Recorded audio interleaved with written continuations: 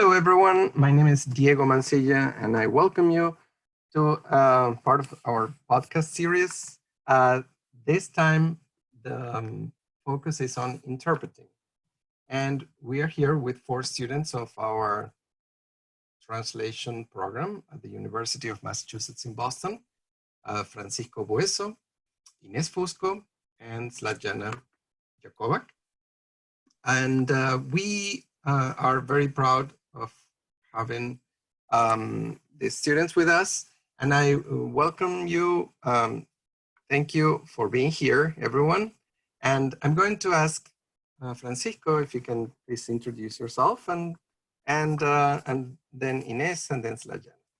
Okay, thank you. All right. Thank you for Professor Mancilla. Good afternoon to all my classmates. I'm Francisco Bueso. I'm a Honduran national. And for the last maybe 20 years, I've been back and forth between Honduras and United States, first for studies and then for work. So I'm a food scientist and an agronomist. That's my technical background. And I started teaching right after I finished my graduate studies around 2003. I started teaching here in Honduras and doing research.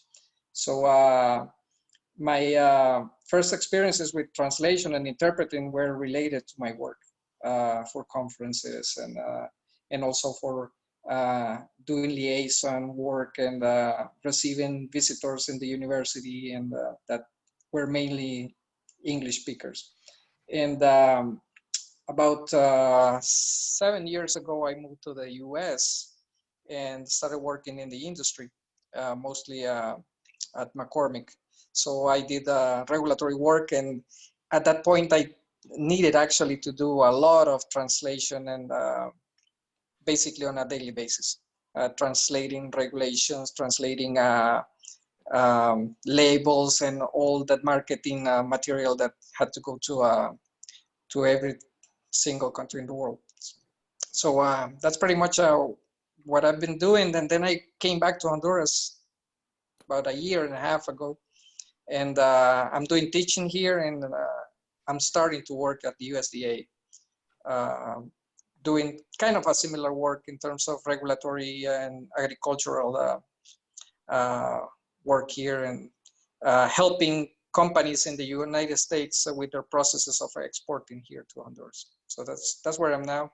I'm teaching a class, quality assurance class in a university here, and since 9 months ago, I started with this process of learning how to translate, taking the translation certification with UMB, and that's where I'm right now.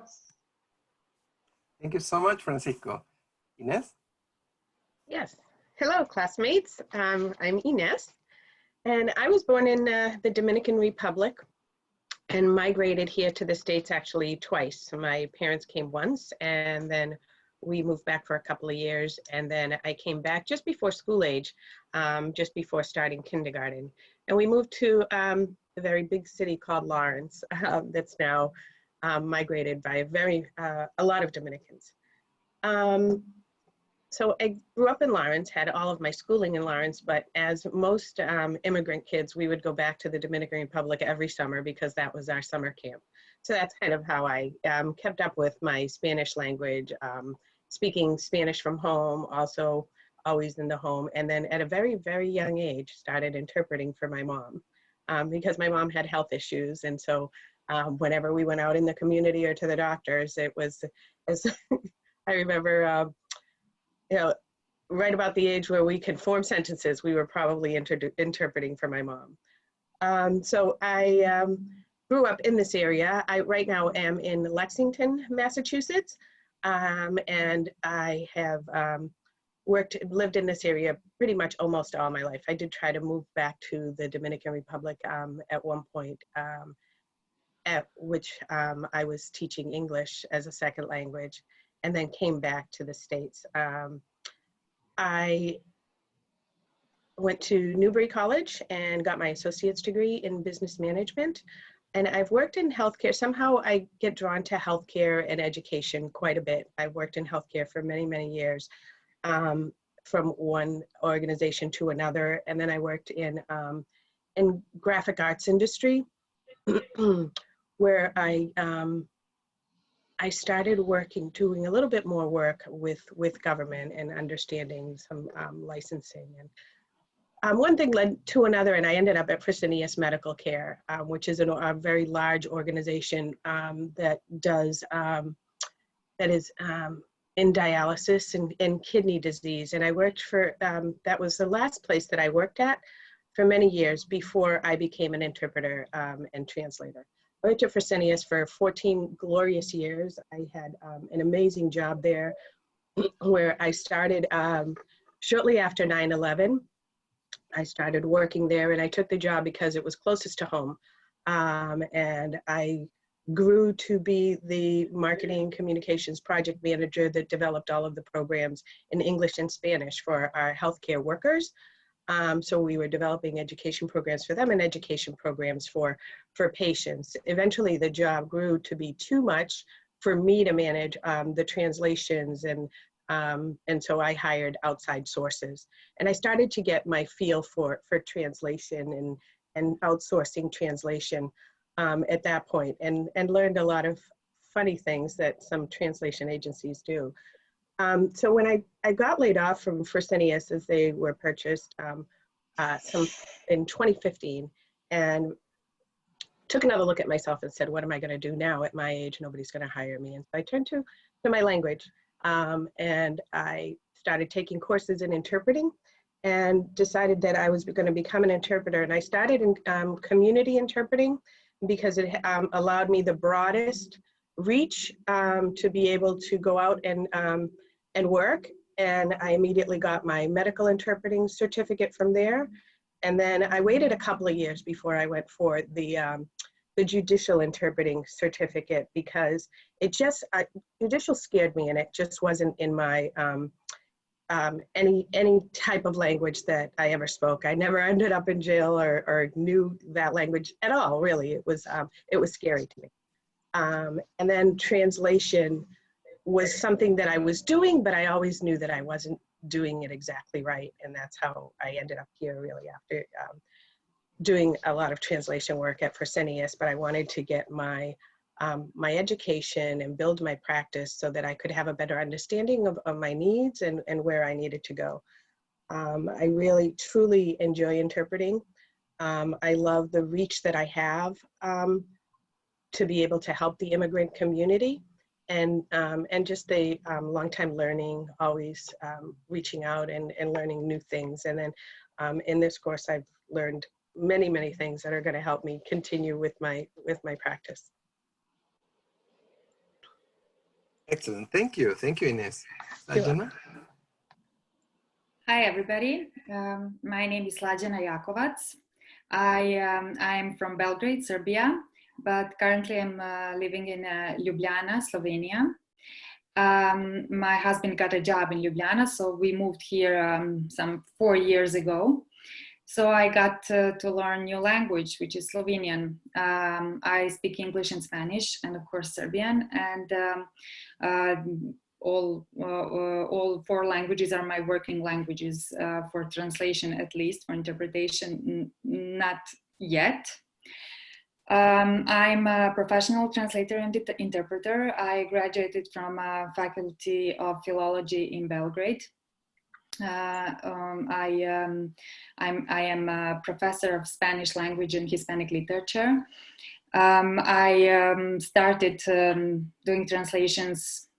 I think I was the last year at the university when I started. So I've been doing this. I've been doing translations all these years. But in the meantime, I also worked in marketing, and I also hold master in business, in European business and marketing. I was a marketing manager in internet company. But later I became a mom, so I didn't want to go back to marketing because that meant long working hours and a lot of events, and I just I didn't see myself there anymore. So I went back to the languages, and I opened my own small agency, and that was in 2015. And at that time, I also started interpreting. I've worked on some of the biggest projects in Belgrade, Serbia. We have a lot of projects of the European Union. So I've worked on different topics such as environmental protection, international trade, then I don't know, industrial policies, customs procedures. So it was always really interesting. I actually fell in love in this job, and I just can't imagine doing something else right now. I came to this course. I mean, I decided to take this course because this combination English Spanish is not, you know, so you don't get to practice often here in this part of the world. So I wanted to improve these two languages and to learn some new things. And I have to say that I've learned a lot. I've discovered that I already use a lot of techniques, but I just didn't know that. And I enjoyed the program very much. And I'm a little bit sad that it's soon to be over. So that's it. Thank you so much, Tatjana, and everyone. Thank you so much. It's incredible the amount of work and the vast extent of your experiences.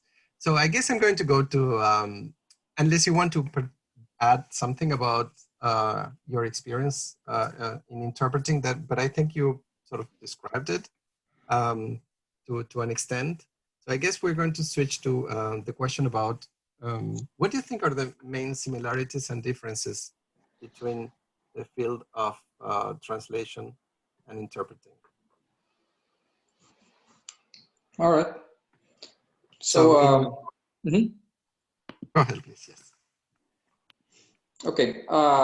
So in my case, well, I forgot to say that I came to the world of interpreting really circumstantially because it was work related. So I have done this here and there, not like a constant living. So it's been mostly related to conference and liaison consecutive interpreting.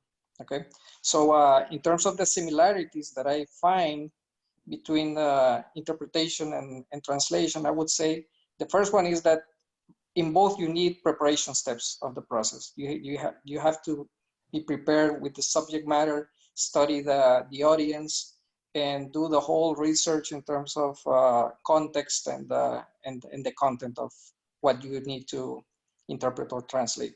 The second one is your background is either you're an SME, an expert on a specific subject, or you're a linguist, right?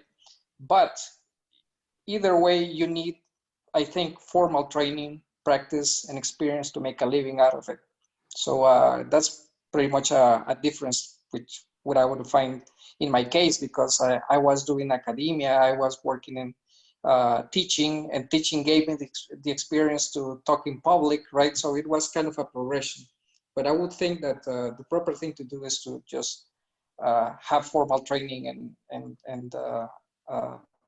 to do interpreting. The other similarity that I see is the translation strategies are pretty much similar. You apply them in a different way. I would say some strategies are used more frequently in interpreting, like omission, expansion, especially modulation and transposition, I would say.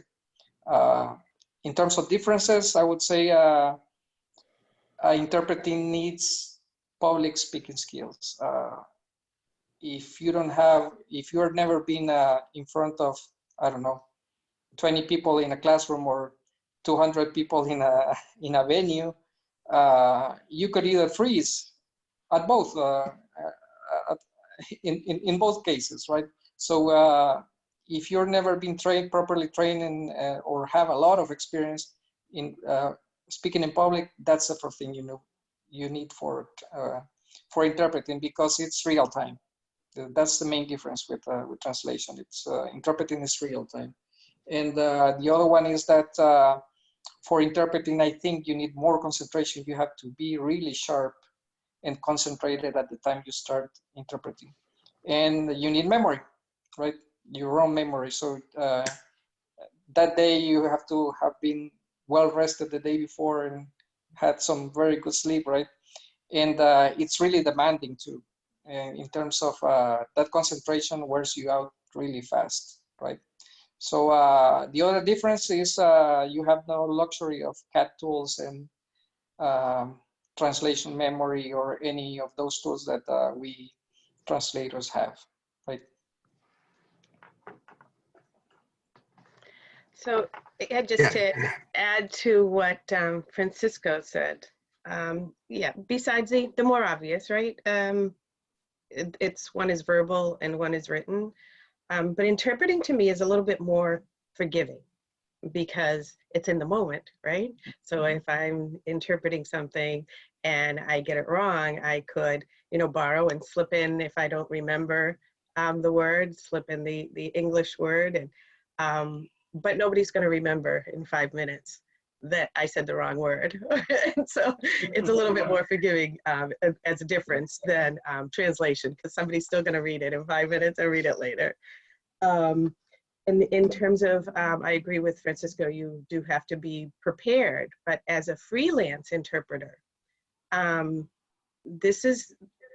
onus is on you to do that preparation. I've gone out and worked at, for an example, I did an interpreting assignment with the DA's office here in Massachusetts that was on a case about asbestos, and I know absolutely nothing about asbestos, but the agency gave me the assignment because I have my legal certificate, and I said, well, what is this about?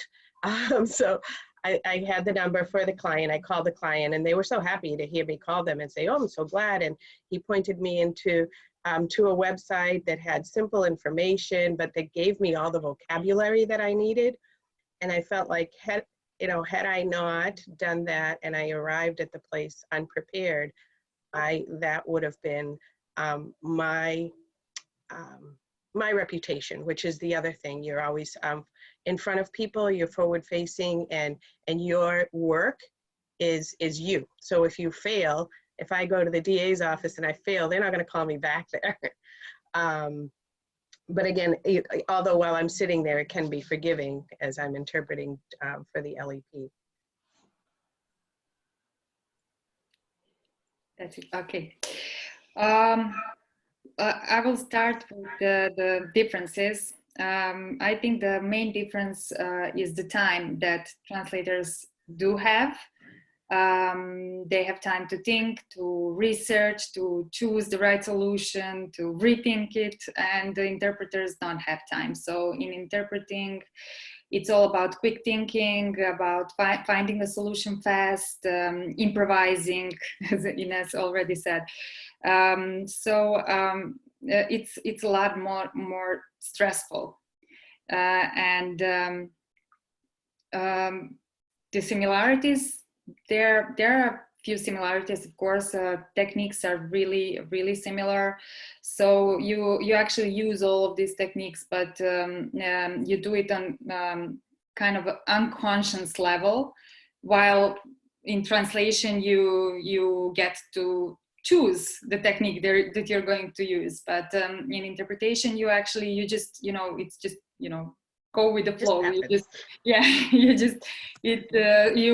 Of course you omit, you change the word order, you change grammatical categories, you adapt, you have to, you really have to be careful, especially if there's something, some cultural differences, you have to adapt really fast.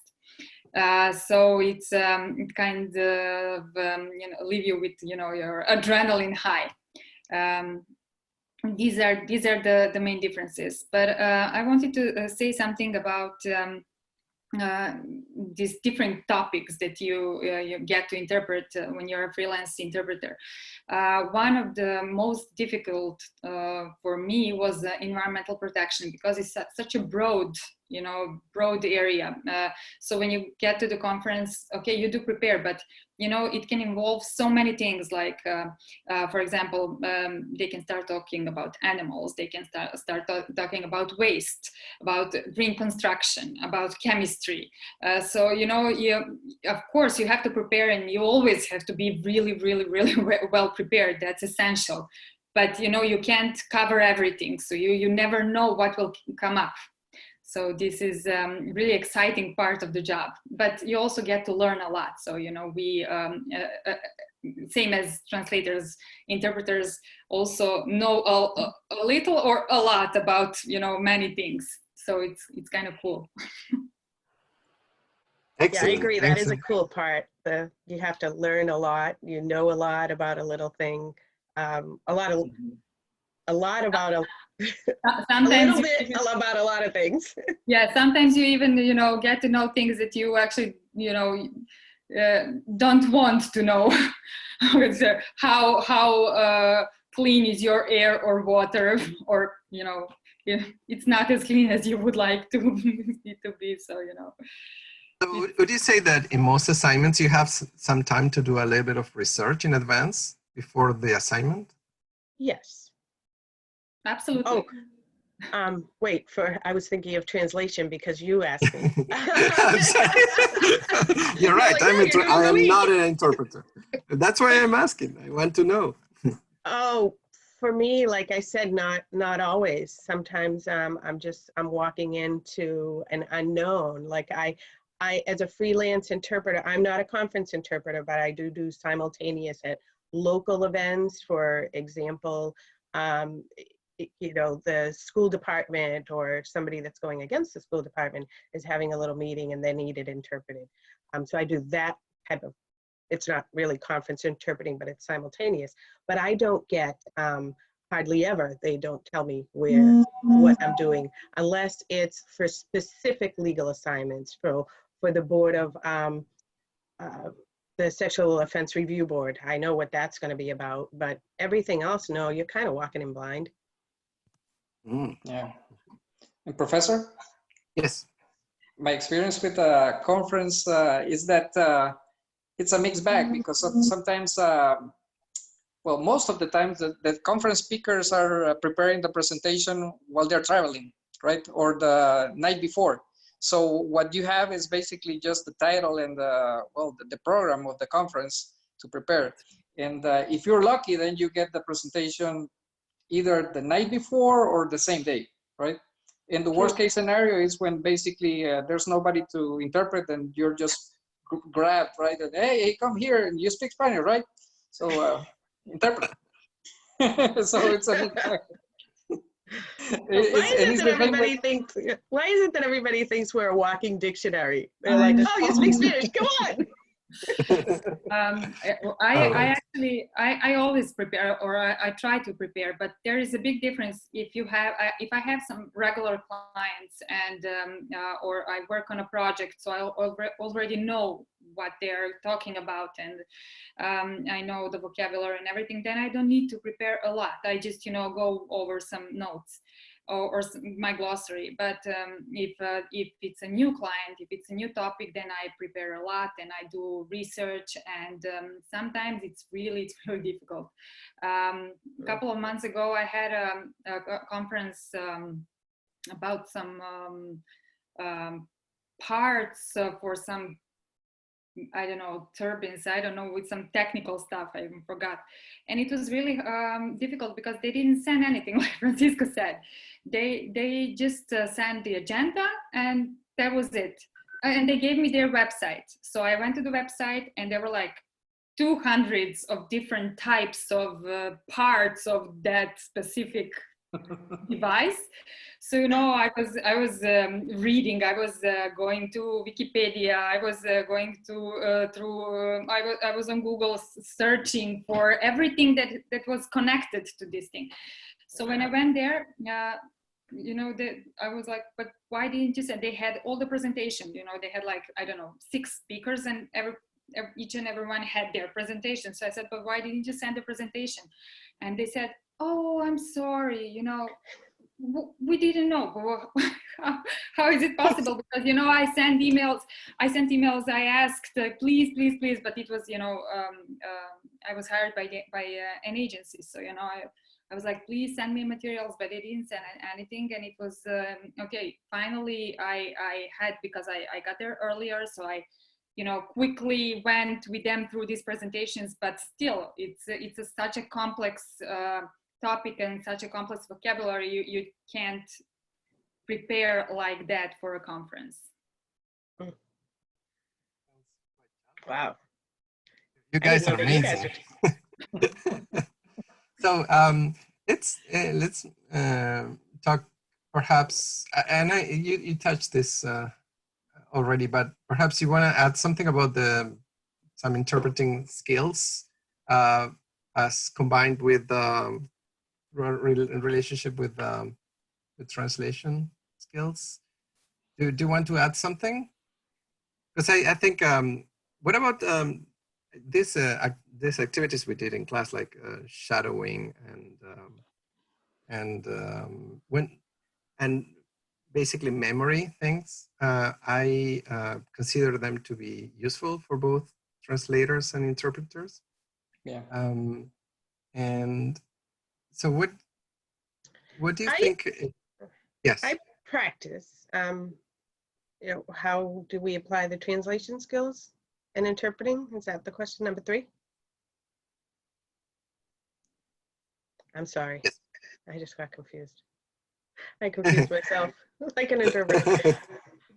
No, I was just wondering if you want to add something, because you already talked about that.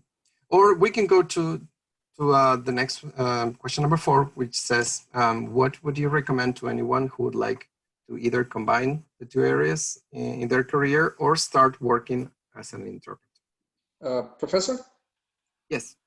On 3, I would say basically, well, since interpretation is real time and you have to improvise a lot, and translation is more process, right? It's most process oriented. You have not all the time of the world, but you have time to do your job, right? And apply every single skill and technique and I don't know, tool that you have at hand. Basically what you can do is hybridize those, right? Bring all those improvisation skills into translation, right? And then take all those process skills that you have learned, like close reading, research, and that the translation has into interpreting whenever it's possible, right? I would like to add, we've learned in this course about text analysis. So it's not directly connected to interpretation, but as we mentioned before, you always have to prepare, and if you're lucky to get the materials, you also get some documents or some presentations or something. So you do have to analyze this text, and in order to prepare for the assignment. So you have to do a lot of reading, you have to do analysis, so this is how I see this connection between translation and interpretation as well. And I could add to that too, in terms of vocabulary. I learned a whole lot of new dictionaries to go find things in. And I know when I'm interpreting, if I don't know a word, or if somebody else in the crowd uses a word, I immediately write it down, and then I try to use it as quickly as I can so that it sticks with me. But vocabulary is definitely a big connection between the two. Okay, so let's move to the next one. The next question: what would you recommend to anyone who would like to either combine the 2 careers or 2 areas, or start working as an interpreter? Okay, I would say if you're serious about mastering both, you need to take formal training. That would be my first recommendation. And in terms of interpreting, I would say public speaking, note taking, right? We saw in the readings that were assigned this week that note taking is really important in interpreting, right? Especially consecutive interpretation, right? And in terms of translation, well, it's a certification is fine, right? And focus on the specific types. If you're going to be a hybrid, right, then you will have to focus on a specific types of either consecutive translation or simultaneous, right? You can be a conference community interpreter. I wouldn't say that doing all of them is going to be too much, I think. I don't know if Lejana has a different opinion. And in terms of topic, also concentrate in a couple of topics, right? Either technical or medical or stuff like that, right? So I highly recommend it. I really like it. I enjoy it. But yes, there is a training involved. I do note taking. I would recommend starting with the community interpreting certificate because it's the broadest. It allows you to do immigration interpreting at a certain level. It allows you to go into schools. You go out with the Department of Unemployment and you're being sworn in and doing those types of meetings. You go out with DCF. It's very community based. And pretty much anything that's not judicial, legal, and medical is covered under community. So you get opportunity for more jobs and you get opportunity for more experience. And all this broad experience and all this vocabulary and little things that you learn out in the field of interpreting are super helpful for translating as well. And then if you have an affinity to medical and the others, I did all three because I really enjoy it and I like the diversity, and also because I was starting a new career, and so in order to be employable, I wanted to make sure that I'm not turning away any assignment that I can take. So that's it. Well, I think that in order to be a translator or interpreter, first of all, you have to know your own language really, really well. So when I say this, I mean you really need to know well your grammar, and you also need to be eloquent. You need to read a lot. You have to know all this in another language as well, almost as good as in your own. So you have to really understand the language to really feel it, to feel all its nuances. And I think that you really need to love languages. And this is how you get good at it. But of course, formal training is, I'm absolutely for that. In course like this, for example, you learn how to analyze a text, you learn how to approach it, you learn how to do your research and what techniques can help you. So it's really, really useful. And as far as interpreting, the principle is almost the same. You have to be proficient in at least 2 languages, and you have to practice and practice and practice a lot. There are some useful videos. We are not actually in the same region or in the same market, but European Union has on their webpage and the webpage of Director General, they offer some practice videos. So they are divided according to different levels. So if you're a beginner, you can choose beginner's level, and then they give you a slower speaker and easy topic. So then you can practice. It's a really, really good good source. What else I would recommend? Ask your experienced colleagues if you can go and listen. For just, to start, just to listen the floor and the interpretation, then give it a try and see how it fits you.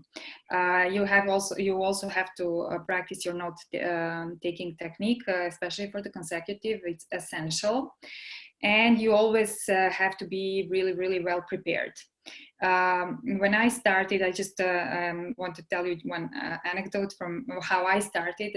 I had a colleague, older and more experienced colleague and a friend. We were working together on translations, but she needed somebody to help her out on her interpretation jobs. So she said, will you come with me to a conference? And I was like, but I don't know. I mean, I'm not sure if I can do this. And she said, you know what? You have to go and try. So you will know immediately if you are able to do it and if you are going to like that. And I went there with her, and of course, first couple of times I just listened, and then she said, okay, you can try now. And I tried, and I was really bad. I mean, it was terrible. I started well, but then I lost track. But of course, I mean, it was a small conference and she covered, so nobody noticed, but I was like, my hands were shaking and I was, I felt terrible. But I liked the adrenaline and I liked the feeling, and I wanted to do it. And next time I was much better, and the next time, so she was introducing me, she was giving me, couple of minutes, you can do now a couple of minutes, and then you can do again. And then, just like that, I was like doing 15 minutes. And, I really liked it. But like Francisco also said, if you have stage fright, this is not a job for you. If you don't like being exposed, if you're, I don't know, if you don't like this pressure and this, this adrenaline that I mentioned, then maybe you should just stick to translations, because the interpreting is really exciting. But definitely you have to have this, this character.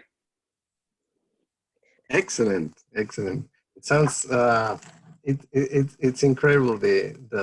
Well, they said that the brain needs to be a little bit wired differently for interpreting and translation, but there are so many similarities. I would like to go to the last question, which says, what are some particular skills, techniques, and strategies that we've been learning in our program that are especially important in this field of interpreting?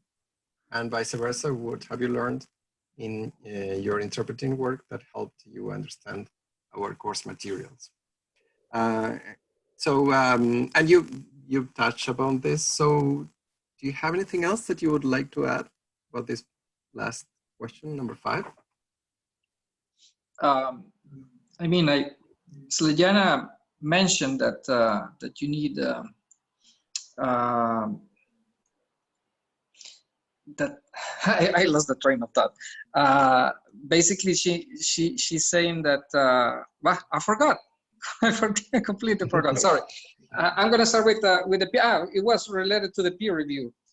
We've done a lot of peer review in this program, right? And she mentioned that that it's good to have somebody, if possible, right, to when you're practicing and when you're getting better at the process of interpreting, just have somebody hear you, right, and somebody that is more experienced to correct your posture, because everything is important, not only in what you're translating, the content, what you're translating, but also in your presentation, how you're dressed, right, to dress for the occasion, to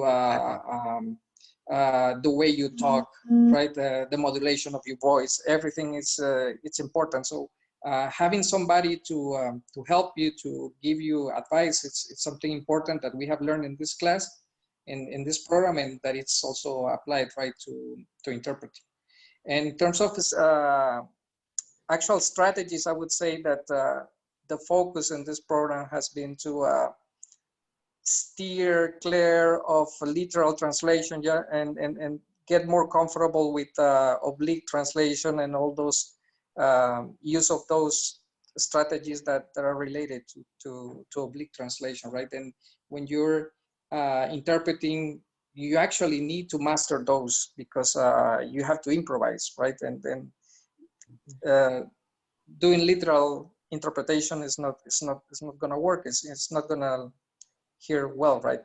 And the other way, in terms of what can we apply from interpreting to to the field of translation is what I mentioned, is all those improvisation skills that are developed, or all that dominance you get from the language, to have in your hard drive, have all those synonyms right there, and the ability to produce them quickly, right, make you a better translator. So yeah, I agree with everything Francisco has said.